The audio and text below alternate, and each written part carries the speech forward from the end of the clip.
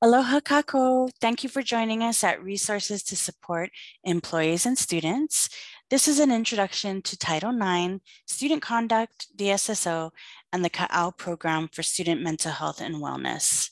As we go through the slideshow, we'll each introduce ourselves, and we will share this as a resource, a PDF, for you to follow along. My name is Angela Coloretti-McGough. I'm the Interim Student Affairs Coordinator and Student Conduct Administrator. I work in the Vice Chancellor for Student Affairs office. Today, I'm going to talk with you a little bit about how I manage student conduct. First, the mission of Student Affairs. Our mission is to ensure that students are successful. We offer comprehensive services through integrative, collaborative approaches designed to address the need of our diverse student population by encouraging a climate of self-efficacy and learning. I wanted to share this because the word collaborative is really important to me. And as you will see, when we go through the student conduct process, it is a collaborative approach between myself and if you're faculty or staff, we do end up working together. In Student Affairs, we collaborate with you and student authorized governance organizations. We have counselors that provide support services for special populations of students. But in my position, I manage student appeals to the Vice Chancellor's office. I adjudicate student conduct, and I assist the Vice Chancellor with special projects.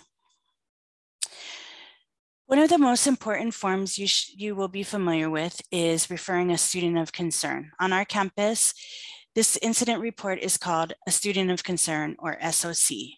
The short link is here, bit.ly/capcc, and that is an underline reporting. One note I wanted to highlight is our types of urgency, and I'm going to actually show you how to get to this form. You go to our homepage and scroll all the way to the bottom. And from there, you'll see this big blue button. When you click that button, it will take you to this page, Contact Us. As you'll see, there's 3 different types of incident reports that we take in this blue section.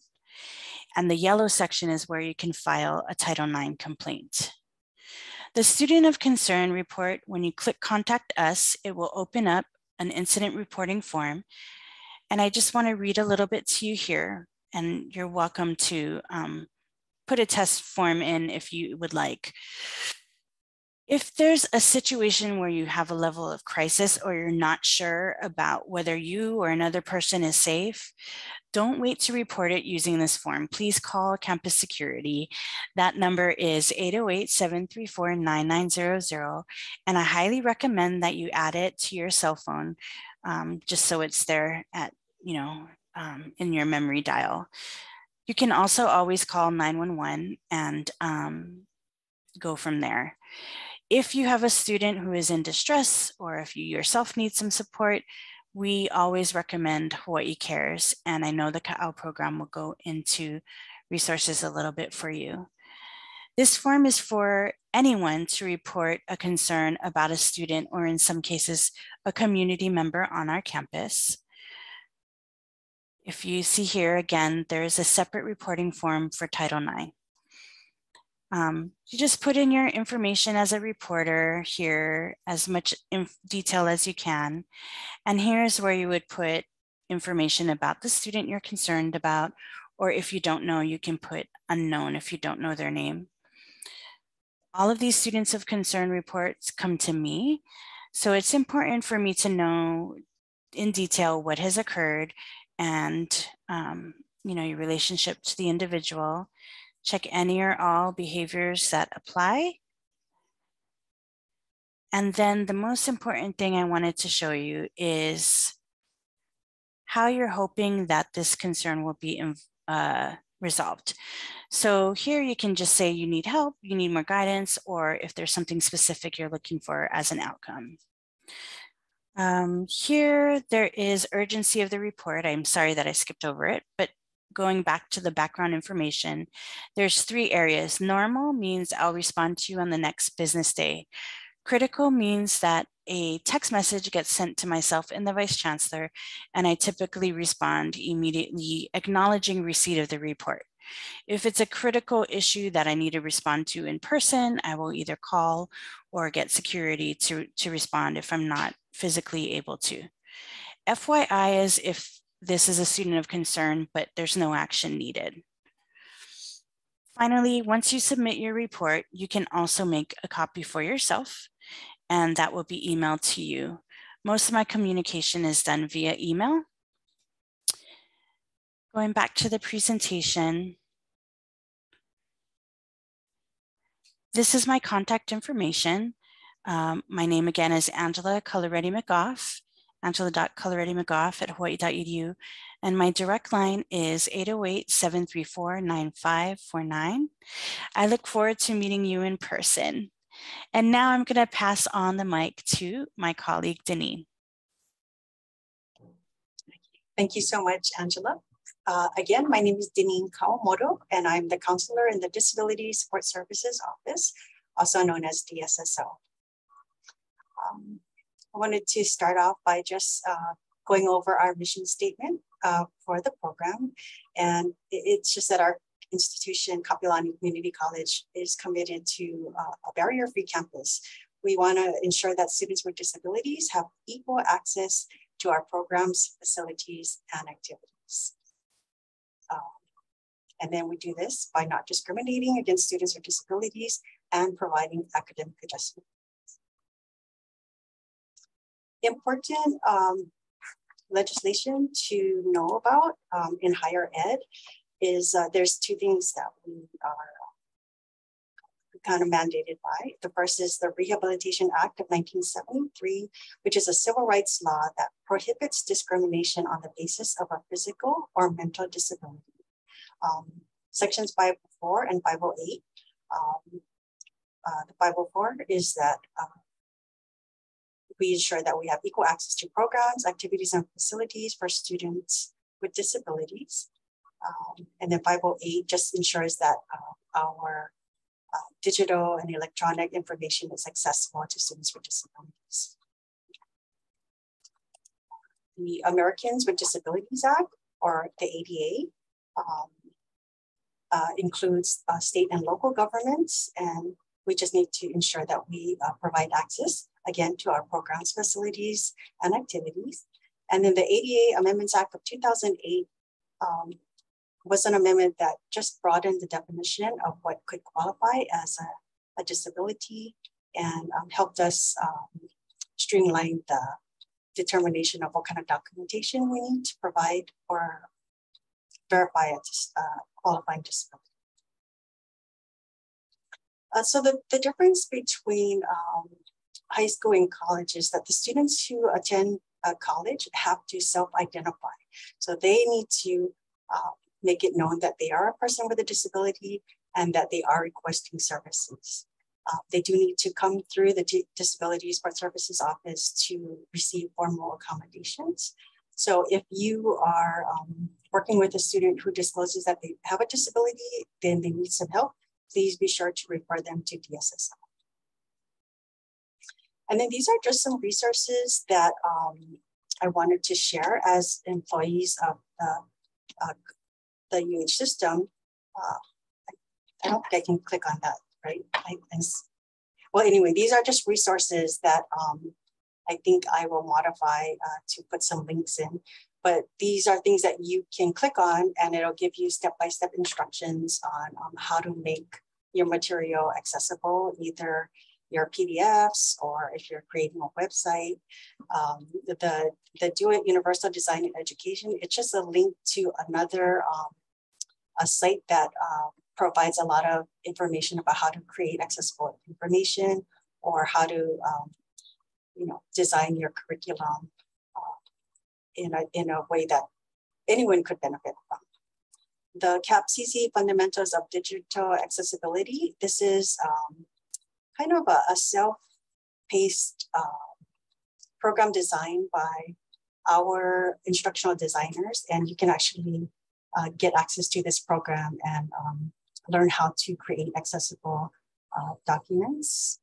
And then the National Center for College Students with Disabilities Clearinghouse, it's just a website with a lot of information with that covers all kinds of disabilities and situations that you can, check out and see if anything would apply to your situation. And then this is the contact information for the Disability Support Services Office. We are located in the Lima building, and there's two of us here who work in this office. We primarily service students, the general population of students with disabilities, but we do have a Kapi'olani Deaf Center where Jan Freed is the interim counselor for now. So if a student is whose primary disability is deaf or hard of hearing, they would work with Jan Freed, and then any other type of disability would come through DSSO. Okay, so that's it for my section, and I think I'm passing it on to, is it, okay, Brooke. Okay, thank you so much. Thank you, Janine. Aloha, everyone. My name is Brooke Conway, and I am the Wellness Counselor for the Ka'au Program for Student Mental Health and Wellness. I'm located at the Iliahi building in room 118, where the TRIO lab is. Our Ka'au program is, mission of our program is to help students feel and do better in school and in life by supporting their mental, emotional, and spiritual health. We also serve a dual purpose of being a resource to faculty and staff, as well as our campus, in order to build capacity to support student success and their well-being. So the Pau program services are directly, mostly provided to students. And I offer short-term support as a counselor in my office or over Zoom. We are providing both, mostly through Zoom at this time, but on a case-by-case basis, may offer that in person if the student requests it. I'm also available to do consults to faculty and staff who may want some advice on how to support a student who they may be concerned about or suspect that they may have a mental health condition. So Angela went over some of the ways you could access support through our student affairs program in her section. You can also contact me directly if it pertains to mental health if you're not sure. Either way is fine. Our team here works closely together. So whether you send a SOC or you want to reach out to me directly by phone or through email, please feel free to reach out as a resource. And then I'm available as well to do trainings and class presentations just to help build capacity on our campus to identify and respond to students who may be experiencing a mental health condition or crisis. So you can find my contact information here. Like I said, I'm at Iliahi 118 and my office phone is 808-734-9585. And the Ka'au email address is capka'au@hawaii.edu. Angela mentioned in her presentation that there are also community resources. So there are 24-hour resources available. You can call or text some of these as additional support to help you address an issue with the student. These are also available to you as a own personal resource for your own health and well-being. Angela mentioned 911 and campus security if there is a safety issue present. And then there's the crisis line of Hawaii, the Hawaii Cares line, which is 808-832-3100. You may also consider the crisis text line by texting Aloha to 741-741, and somebody will return your text within 60 seconds. That's it for my section, and I'll go ahead and pass it over to Devin. Hello, everyone. I'm Devin Peterson. I'm the Title IX coordinator at KCC, and I'm also co-chair of our Pau Violence Coalition. And Brooke is also going to be making a guest appearance back in this section as one of our confidential resources, which I'll get into in a minute. For those of you who aren't familiar, Title IX is a resource for both students and employees who are dealing with gender harassment, discrimination, domestic or dating violence, sex assault or stalking. And we also are an office that assists with pregnancy accommodations, or if anyone feels that they are missing out on opportunities because of gender-related disability, we're there to help also. So I just want to clarify again really quickly that we are a resource for both employees and students. So should you find yourself in need personally of our assistance, we are here to help you.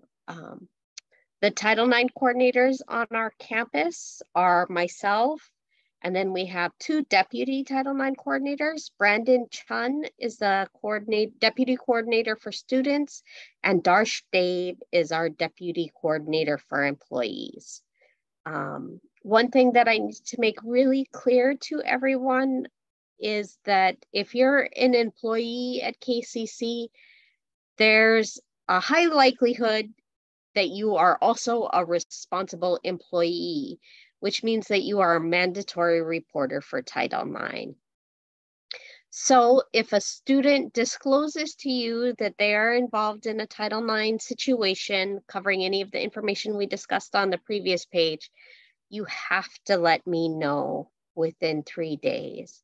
Now, that doesn't necessarily mean that we are going to open up an investigation right away or try and railroad the process. I know a lot of times people are very concerned about protecting their students, and we'll go into a little bit more about how we handle those handovers, but it is your obligation if you're a faculty member by law to disclose to the Title IX coordinator, and honestly, most other employees on campus would also be considered responsible employees. But as I said, we want to handle that in a way that is as respectful as possible. So we'll get into that a little bit more in a second. And now I'm going to let Brooke talk about our confidential resources on campus. Thanks, Devin. So all UH campuses have designated counselors or other employees on their campus who are designated as a confidential resource.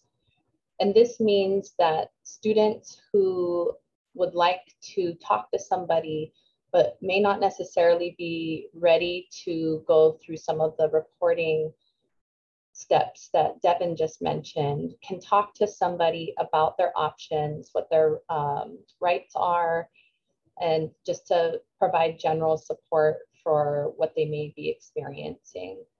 So I'm one of those designated confidential resources on our campus at Kapi'olani Community College. And we also have Kathy Wehrman, who is the student parents program counselor. Additionally, students and employees may also contact Leslie Kabingabang, who is the confidential advocate at the Office of Institutional Equity at the UH system. So our contact information is here.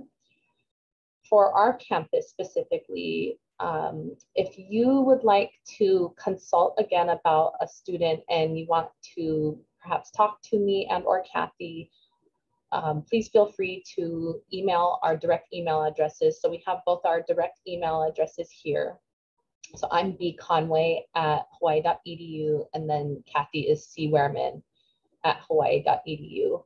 If you are referring a student for the services, please feel free to use, this is our confidential email that is checked by both Kathy and myself, and that is right here, capconf@hawaii.edu. And then I think, so if you are referring a student, and this can be for Title IX, it could also be for mental health services. We do encourage what we call a warm handoff. And this acknowledges that if a student has shared something deep with you or something that they're going through that's distressing or troubling, they've identified you as a safe person and somebody that they trust. And this gives you great credibility to refer them and make a connection with our services. We have found in the past that if you give the contact information to the student, the likelihood that they will initiate the step to reach out just may not happen. However, because they've already established some level of trust with you to disclose their situation, they are more likely to respond and accept the support services we have on our campus if you make the bridge and connect them to us. And this can be done through a very simple email. And it could be as simple as, "Dear Brooke, I want to introduce you to student X who shared with me some information that they're going through a hard time. Dear student X, I would like to introduce you to Brooke, who is our Title IX confidential resource at KCC. Thank you. Signed, your name." And it just, again, gives us credibility and a higher likelihood that the student will connect with us to connect to the support. And speaking of support, we do get a lot of questions from faculty as well as from students on how to support somebody who's going through a difficult situation. This might bring up a lot of personal feelings or just feeling like they wouldn't be able to have the skills to support or respond adequately. And the nice thing is that there's really not much you have to say to be a kind and supportive person who's going through something difficult. We have found this approach that we've used in our trainings called VAR. And this is an approach to helping people developed by an organization called Active Minds. It's a national organization that works specifically around college mental health, doing training and support and advocacy on how to support students who are experiencing mental health conditions. So VAR stands for Validate, Appreciate, Refer. And this is just a 3-step way of listening actively, acknowledging what somebody has gone through, and then referring them to either skills or support.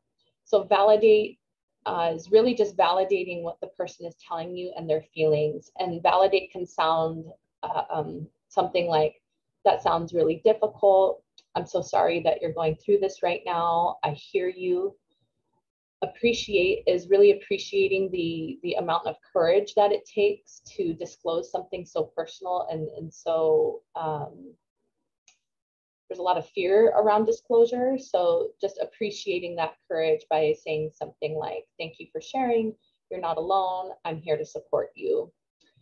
And then refer is 2 levels. There's either refer to skills or refer to support.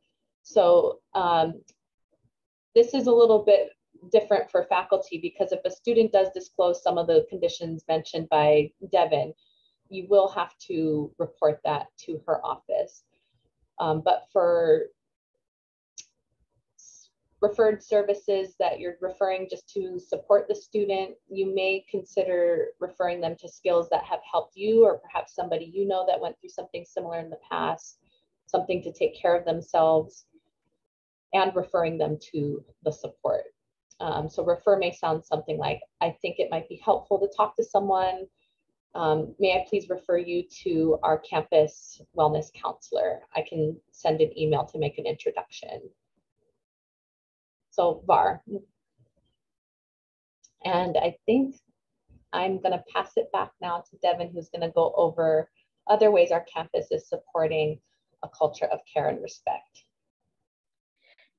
Thanks, Brooke. The last thing I wanted to go over today with you all is our Pau Violence Coalition, which is basically the prevention arm of our Title IX program here. And it's meant to, and it's part of a larger UH system-wide program. So every campus has its own version of the POW Coalition. Our mission is to educate, empower the campus community to create a culture of respect and end all forms of sexual and gender-based violence. We have regular activities, monthly meetings during the school year, and then also we do trainings for employees and students and various events. So there's lots of ways. If this is something that speaks to you personally, we would love to have new members on our POW Violence Coalition. If it's something you would like just to as a resource for one of your classes or for your department, then like Brooke, we're available to do specific trainings. And we can work with you on whatever subject area you would like to cover. And yeah, and if those are bigger commitments than you're prepared to make, if you just come to one of our activities, or help refer students to one of our activities, we'd be very grateful for that as well. So please feel free to reach out to me if you have any questions or any interest in getting involved. We'd love to see you and have you there. And then that wraps up our recorded presentation for today. So thank you everyone for listening, and please feel free to reach out to any one of us if we can be of any support or you have any questions that you'd like to follow up on. Anything else to add, Angela? No, thank you everyone. Again, my name is Angela. I'm with Student Affairs, and we have Deneen here with Disability Services, Brooke with the Ka'au program, and Devin with Title IX. We look forward to seeing you in person. Take care. Aloha.